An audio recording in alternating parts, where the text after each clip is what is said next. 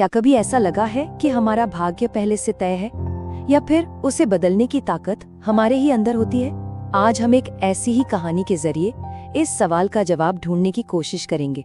ये कहानी है एक विधवा और कुछ रहस्यमयी संतों की, जो हमें दिखाती है कि चाहे हालात कितने भी मुश्किल क्यों न हो, असली ताकत कहीं बाहर नहीं बल्कि हमारे ही भीतर छिपी होती है। कहानी की शुरुआत ही देखिए एक बड़े ही अजीब विरोधाभास से होती है।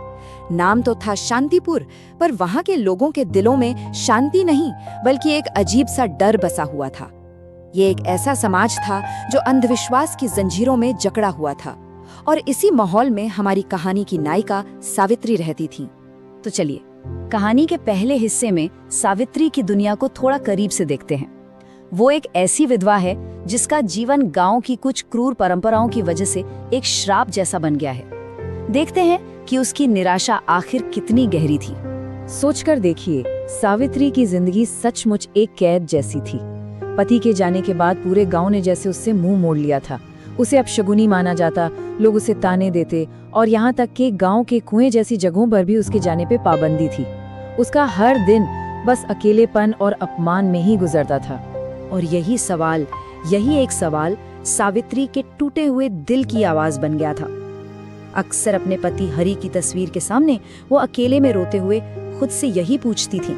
उसे लगता था कि वो एक ऐसे नर्क में फंस गई है जहां से निकलने का कोई रास्ता नहीं है। लेकिन कहते हैं ना, जब रात सबसे घनी होती है तभी सुबह होने वाली होती है। ठीक ऐसे ही जब सब कुछ बिल्कुल निराशाजनक लग रहा था, कहानी में एक बड़ा ही नाटकीय मोड़ आता है। गांव में 3 रहस्यमयी संतों का आना सावित्री के लिए एक नए भविष्य का संकेत था, बदलाव की एक पुकार। ये कोई मामूली साधु नहीं थे।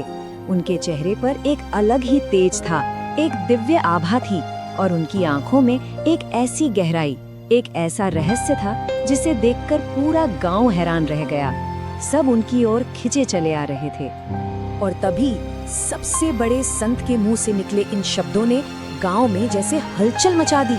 सोचिए, जिस सावित्री को सब अभागिन समझते थे, उसके भाग्य में कुछ असाधारण लिखा हो सकता है।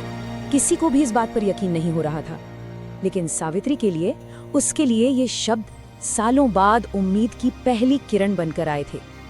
आप देखिए, तीनों संतों ने मुक्ति के 3 अलग-अलग रास्ते बताए। ज्ञानानंद ने कहा कि सच्चा रास्ता खुद को जानने से मिलता है, आत्मज्ञान से। कर्मानंद ने सही कर्म करने के महत्व पर जोर दिया, और ध्यानानंद ने सिखाया कि मन पर काबू पाकर ही दुख से जीता जा सकता है। रास्ते अलग अलग थे, पर मंजिल एक ही थी, अपनी भीतरी शक्ति को जगाना। तो अब सावित्री के पास सिर्फ उम्मीद नहीं थी बल्कि एक मौका था, और यहाँ से उसकी असली यात्रा शुरू होती है। वो अपने भाग्य को बदलने की चुनौती को स्वीकार करती है और उन संतों की दी हुई कठिन परीक्षाओं का सामना करने का फैसला करती है। पहली परीक्षा, और शायद सबसे मुश्किल। सोचिए, एक घना अंधेरा जंगल, अजीब अजीब आवाजें, जंगली जानवरों का खौफ, और सावित्री को वहाँ पूरी रात अकेले बितानी थी। जैसे जैसे रात गहरी हुई, उसका डर बढ़ता गया। लेकिन तभी उसे संत के शब्द याद आए, अपने डर को त्याग दो। और उसी पल उसने डर से लड़ने के बजाय अपने भीतर झांकने का फैसला किया। और बस यही एहसास, यही उसकी पहली और सबसे बड़ी जीत थी। उसने महसूस किया कि वो अकेली नहीं है, कोई दिव्य शक्ति उसके साथ है। और जैसे ही उसे ये एहसास हुआ, जंगल का वो डरावना अंधेरा और वो भयानक परछाइयां सब गायब हो गई। उसने सीखा कि डर बाहर नहीं, हमारे मन के अंदर होता है। पर यहाँ कहानी में एक और बड़ा राज खुलता है। ये कोई साधारण परीक्षा नहीं थी, क्योंकि वे संत भी साधारण नहीं थे। जी हाँ, वे संत असल में ब्रह्मा, विष्णु और महेश्वर के भेजे हुए दूत थे। उन्हें धरती पर भेजा गया था एक ऐसी आत्मा को खोजने के लिए जो अपनी आंतरिक शक्ति को जगाने के काबिल हो, और वो आत्मा थी सावित्री। दूसरी परीक्षा शारीरिक नहीं बल्कि भावनात्मक थी, शायद सबसे ज्यादा दर्दनाक।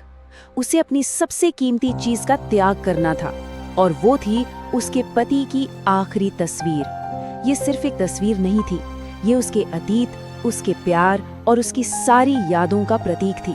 क्या वो इसे छोड़ पाएगी? और जैसे ही सावित्री ने उस तस्वीर को तालाब में विसर्जित किया, उसे लगा जैसे उसके दिल पर रखा कोई भारी पत्थर हट गया हो। संतों ने उसे समझाया कि अतीत की यादों को पकड़कर रखना भी एक बंधन है और सच्ची आजादी त्याग में ही मिलती है। वो अब अतीत की कैद से पूरी तरह आजाद थी। अब आती है आखिरी परीक्षा, अहंकार को, अपने मैं को पूरी तरह से मिटा देने की परीक्षा। इसके 2 हिस्से थे। पहला, उसे अपना घर बार, अपना भोजन, मतलब अपना सब कुछ दान करना था। और फिर बिना कुछ खाए पिए 7 दिनों तक लगातार ध्यान करना था।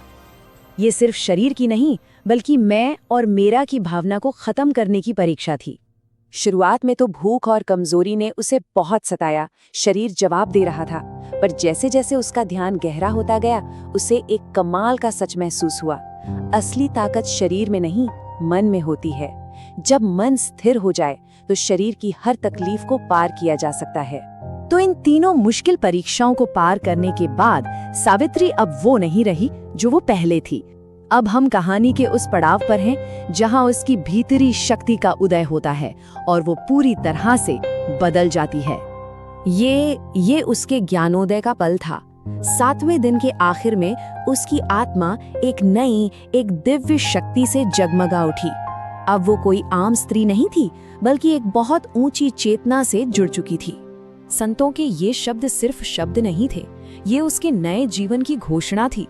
उन्होंने उसे बताया कि डर, मोह और अहंकार पर जीत पाकर उसने उस भीतरी शक्ति को जगा लिया है, जिससे वो न सिर्फ अपना बल्कि दूसरों का भी भाग्य बदल सकती है। लेकिन सवाल ये है कि इस अंदरूनी बदलाव का बाहरी दुनिया पर क्या असर हुआ।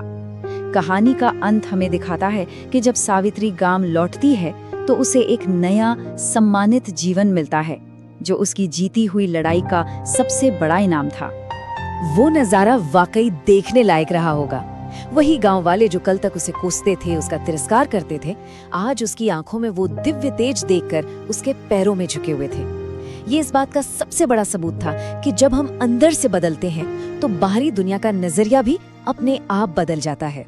और आखिर में सावित्री ने गांव वालों को वही ज्ञान दिया जो उसने अपनी इस मुश्किल यात्रा में सीखा था। उसने समझाया कि असली शक्ति किसी चमत्कार में नहीं, बल्कि हम सबके भीतर है।